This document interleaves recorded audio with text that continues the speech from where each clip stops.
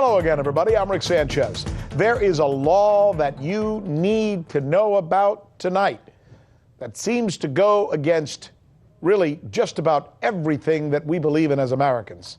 It is probably as unconstitutional as anything that this news person has heard. I was born in Cuba. My parents brought me and my brothers to this country, to America, because they feared that if we stayed over there, that we would be forced to think only a certain way politically. Now, as I read this new law that I'm about to share with you, this new law that is creeping into America, I have to admit to you that I am stunned. Because it's a law that seems to force people to think a certain way politically. Exactly what my mom and dad did not want me to experience, right? So this is serious. This law, which has led to the firing of an elementary school speech teacher in Texas and has even kept hurricane survivors from getting prompt government assistance, essentially punishes any American if they dare go against the economic interests of Israel.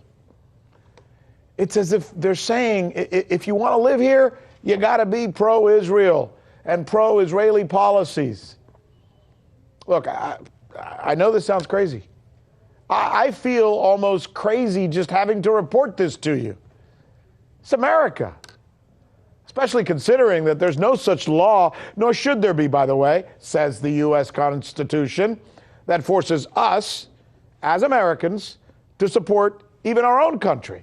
As much as we love the United States of America, we're allowed to criticize it. We're allowed to boycott it. We're allowed to burn her flag, says the Supreme Court. But a teacher in Texas who's been there 9 years, who's said to be excellent at her job, she can't work anymore for the government of Texas because she's not willing to sign an employee contract that essentially says that she must not ever boycott Israel or take any action that in any way penalizes Israel economically. Now, I want to go over here because I want to show you something, and because I know what you're thinking. I know what you're probably thinking right now. You're thinking, oh, sure, Rick Sanchez, of course. What you're probably talking about is one of those obscure state laws like the one they have in Alaska that says if you accidentally kill a moose, you have to eat it. That's actually a law in Alaska, by the way. There's one in Georgia that says it's illegal to sleep on a boat for more than 30 days. True. No, we're not talking about an obscure law. What we're talking about is an Israeli loyalty oath law that is becoming so common in the United States, it's now pervasive. Take a look at the map. You see the red states? See all of those red states? 26 states have enacted this loyalty oath legislation. And let me show you the other one, the navy blue ones, the blue ones you see there. That's where this law is now pending. So 26 acted on, passed, 13 pending, only 11 states, the light blue ones you see there, the baby blue or the light blue, those are the ones where you can boycott Israel and, criticize Israel if you want. Again, look, it bears repeating. There is no such law keeping you from denouncing or boycotting the United States of America, or even advocating causes that harm the U.S. economically. But there are laws from doing that against Israel. Curious, eh? I'm Rick Sanchez. This is RT America, where we do believe in sharing stories like this, where you won't see them in most other places, because it is time to do news again. Okay, we're back to here. For 9 years, Bahia Amawi has been helping kids in Texas who are disabled, autistic, or speech impaired. She is an accomplished speech pathologist and a mother of 4. She was born in Austria. She's been living in the United States for 3 decades now. She's also now unemployed. That's right. No longer allowed to practice her craft for the state of Texas. And the reason is she would not sign what many say amounts to a loyalty oath to Israel. promising to never boycott Israel or join causes that could bring about economic harm to Israel in any way. The law that I'm describing passed the Texas House of Representatives 131 to nothing. And it passed the Senate 25-4. Can you say overwhelming? We figure you'd want to know more about this case. We certainly did. And joining us now is RT America's Rachel Blevins, who's been working all day diligently to put this story together for us. Tell us, first of all, about the case of this teacher, this woman who's been in the United States for 30 years now. Who is she?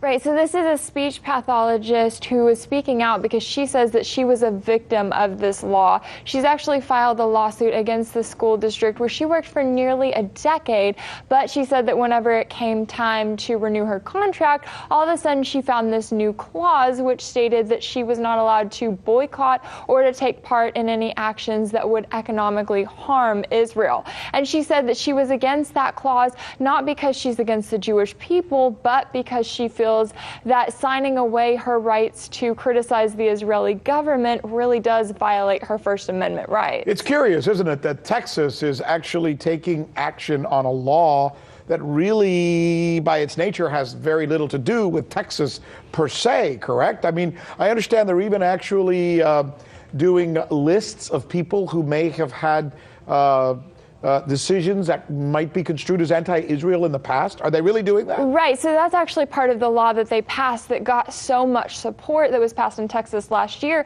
In addition to that, they mandated that the Texas Comptroller's Office create this sort of blacklist that had all of these companies and contractors that they deemed as either actively boycotting Israel or wanting to boycott Israel. And the companies and contractors that are on that blacklist, now they're not allowed to work with state agencies, so they're being boycotted essentially as well. You're a journalist, right?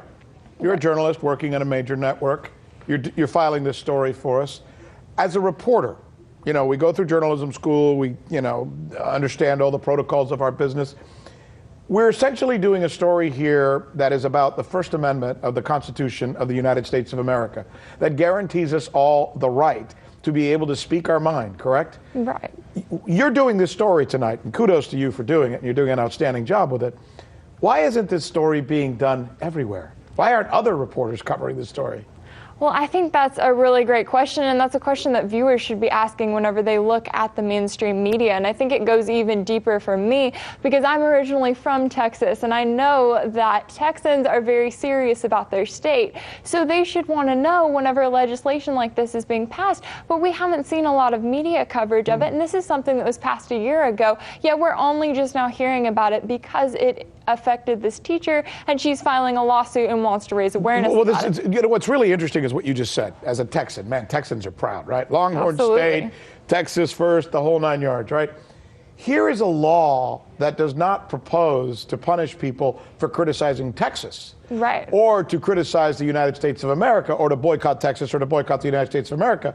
It is going to criticize you if you live in Texas and criticize a foreign government.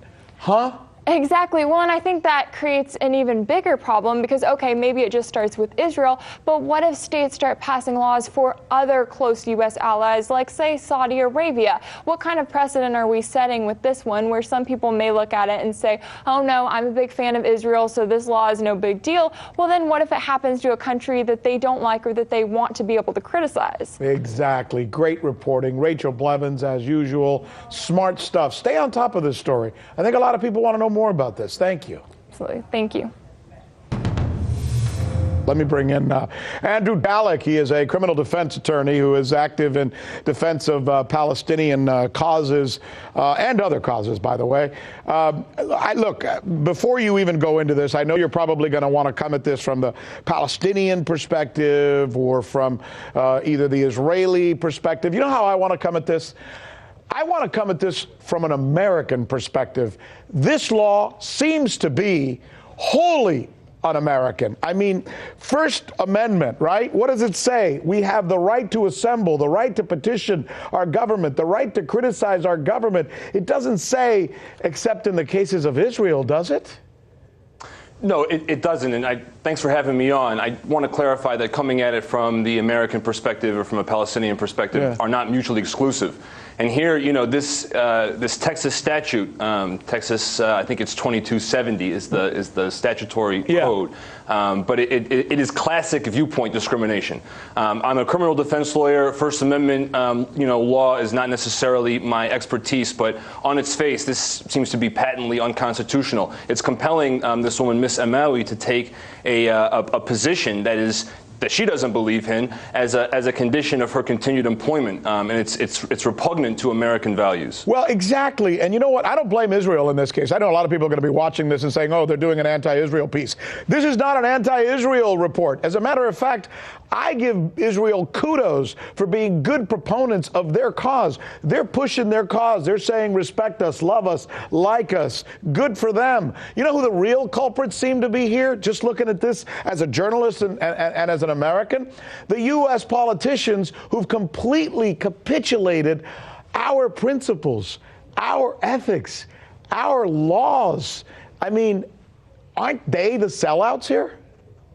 I think they're definitely the sellouts, but, you know, Israel and the pro-Israel lobby in the United States can't get away scot-free here. I mean, this is the reason why upwards of, I think, 24 states, like you mentioned, have passed anti-BDS legislation, boycott, divestment, and sanction legislation in their states to punish people who take positions that support Palestinian human rights and that want to see Israel held accountable. But let me just stop it for a minute. So what you're saying, did the Israeli lobbyists put a gun to their head and said, you have to vote for this policy, this law that violates your own constitution? You have to do this. How did they do that? No, I don't think anybody put a gun to their head, but, you know, the way that the pro-Israel lobby in this country operates is that it puts pressure on politicians. It uses elections, it uses campaign financing, it uses propaganda to associate people who sympathize or empathize with the Palestinian cause and paints them as terrorists. It scares people. So I'm not exactly sure of the internecine details as to how this statute passed in the Texas legislature, but what I can tell you, and based off of what I understand about Ms. Amawi's case, is that it's very cruel. If you think about it this way, what the Texas state is saying to Ms. Amawi is, you are the only qualified Arabic speaker in your district to work with children who have autism and developmental issues. And you cannot fulfill your mandate. You cannot help these children unless you take a political position that is contrary to your values, contrary to your identity.